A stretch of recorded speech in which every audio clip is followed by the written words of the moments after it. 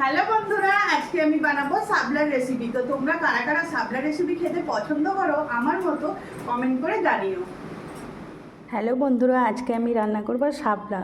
তো এখানে আমি শাপলা কেটে রেখেছি, আর এখানে শাপলা রান্না করার জন্য পেঁয়াজ কুচিয়ে রেখেছি, কাঁচা লঙ্কা, চিংড়ি মাছ, এখানে আছে কালো জিরে, লবণ, গুঁড়ো লঙ্কা, হলুদ আর অল্প একটু চিনি, আর এখানে আছে আদা রসুন পেস্ট।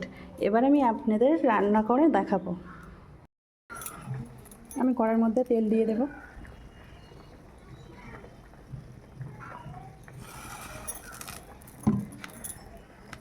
এবার আমি এখানে কালো জিরে ফোড়ন দেবো,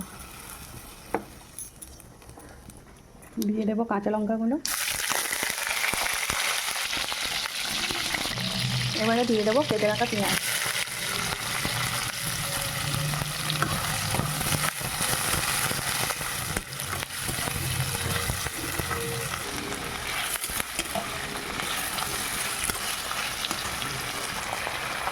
এবারে আমি চিংড়ি মাছগুলো দিয়ে দেবো, দিয়ে পেঁয়াজের সাথে একসাথে ভাজবো।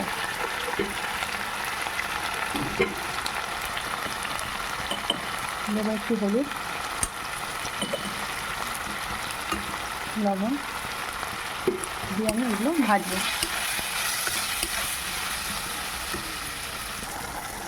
আমি চিংড়ি মাছ আর পেঁয়াজটা একসাথে ভেজে নেবো ভালো করে।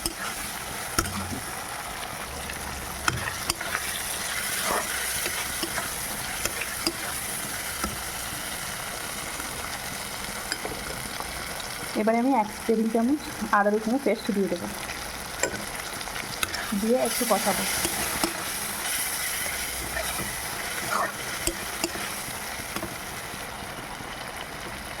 আমি এবারে দিয়ে দেবো এখানে চিনি আর গুঁড়ো লঙ্কা আর অল্প একটু হলুদ, দিয়ে ভালো করে কষাবো।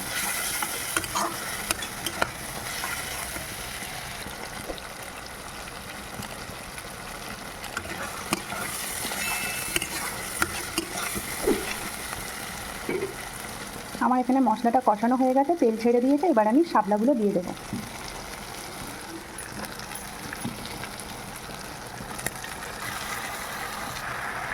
আমি শাপলাটা দিয়ে দিয়েছি, এবার আমি কষাবো। শাপলাতে কিন্তু জল দিতে লাগবে না, শাপলা থেকে অনেক জল বেরোবে, তো এই জলটার মধ্যেই শাপলাটা রান্না হয়ে যাবে। শাপলাটা আমি একদম শুকনো শুকনো রান্না করবো। শাপলা থেকে অনেক জল বেরিয়েছে, আমি এই জলটা শুকনো করবো, আর আমার শাপলাটাও রান্না হয়ে যাবে।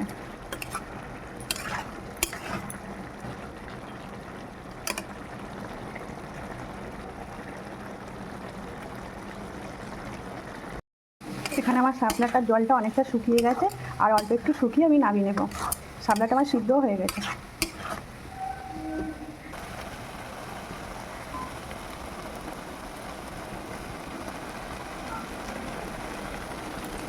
খুব সুন্দর কালারটাও এসেছে।